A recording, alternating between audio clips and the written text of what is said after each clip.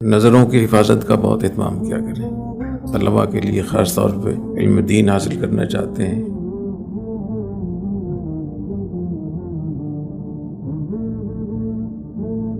سے بہت بچیں۔ اور اس زمانے میں سوشل میڈیا کی وجہ سے بد نظری کے مواقع بہت زیادہ ہو گئے ہیں، اور جس چیز کے مواقع بہت زیادہ ہوتے ہیں اور نفسانیت بھی ساتھ ہوتی ہے تو اس میں ابتلا بھی بہت زیادہ ہوتا ہے، اور جتنا ابتلا ہوتا ہے اتنی اس سے بچنے کا اہتمام کرنا چاہیے۔ بد نظری سے دل کا سکون برباد ہوتا ہے، وقتی طور پر تو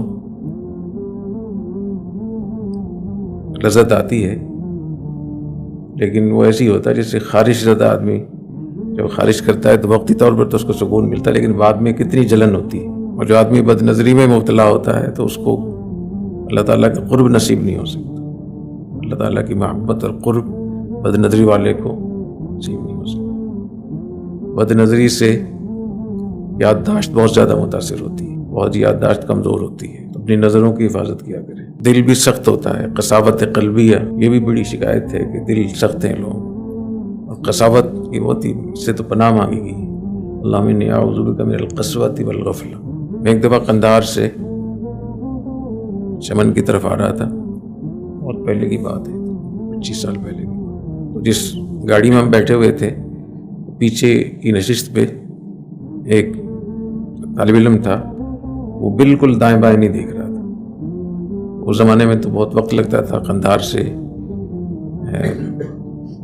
بیش تک پہنچنے میں، اب تو چونکہ سڑکیں بہت اچھی بن گئی ہیں تو زیادہ وقت نہیں لگتا۔ اس زمانے میں 3-4 گھنٹے لگ جاتے تھے، 3 گھنٹے تو لگ ہی جاتے تھے۔ تو راستے میں ہم بہت خیریت معلوم کرتے ایک دوسرے سے، میں نے دیکھا کہ وہ طالب علم بالکل نہیں دیکھ رہا تھا دائیں بائیں، اور نوجوان طالب علم تھا، بہت خوبصورت بھی تھا ماشاءاللہ، داڑھی تھی اس کی۔ میں نے سمجھا یہ نابینا ہے۔ اور جب ہم اترنے لگے تو میں نے ان کے ساتھیوں سے پوچھا، میں نے کہا یہ طالب علم نابینا ہے؟ تو انہوں نے کہا کہ نہیں نابینا نہیں ہے۔ اس سے ہی میں نے سلام کیا، تو میں نے پوچھا کہ میں نے کہا کہ یہ قندھار سے میں دیکھ رہا ہوں بالکل دائیں بائیں بالکل نہیں دیکھ۔ تو انہوں نے کہا کہ اس نے عہد کیا ہوا ہے کہ میں کبھی بد نظری نہیں کروں گا۔ تو کہتے ہیں جب سے بالغ ہوا ابھی تک ایک مرتبہ بد نظری نہیں کی اس نے۔ ایسے بھی طالب علم ہوتے ہیں، جب سے بالغ ہوا ہے اب تک ایک مرتبہ بھی اس نے بد نظری نہیں کی۔ بد نظری سے بچیں تو آپ کو سکون ایسا محسوس ہوگا، ایک حلاوت محسوس ہوگی، حلاوت قلبیہ۔ صحت بھی متاثر ہوتی ہے، یادداشت بھی متاثر ہوتی ہے، صحت بھی متاثر ہوتی ہے، دل کا سکون بھی برباد ہوتا ہے، پریشانی بھی ہوتی ہے، اور دل بھی سخت ہوتا ہے۔ اور بعض گناہوں میں جیسے بعض نیکیوں میں ایک خصوصیت ہے کہ ایک نیکی بہت ساری نیکیوں کا ذریعہ بنتی ہے، تو بعض گناہوں میں بھی ایک خصوصیت ہے کہ ایک گناہ بہت سارے گناہوں کا، اس لیے اپنی نظروں کی حفاظت کیا کریں۔ اور جب اپنا موبائل کھولا کریں بوقت ضرورت، تو کھولنے سے پہلے اللہ تعالیٰ سے عہد کر لیا کریں کہ اللہ آج میں بد نظری نہیں کروں گا، آپ مجھے اس سے حفاظت کی توفیق عطا فرمائیں۔ یہ تو کوئی مشکل نہیں، پھر اگر ہو جائے پھر توبہ کر لیں، استغفار کر لیں، کوئی اپنے اوپر کوئی سزا مرتب کر لیں۔ اگر ایسا ہو گیا تو میں اتنی مرتبہ استغفار،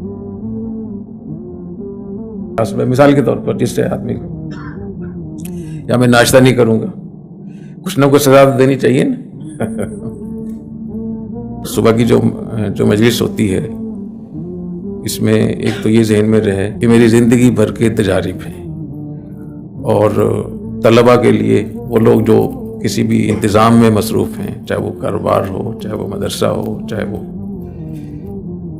کوئی بھی ایسا کام ہو جس کا تعلق انتظام و انصرام سے ہو، تدبیر سے ہو، اس کے لیے یہ مجالس بہت مفید ہوں گی انشاءاللہ۔ تو ان مجالس میں شرکت کا اہتمام کیا کریں۔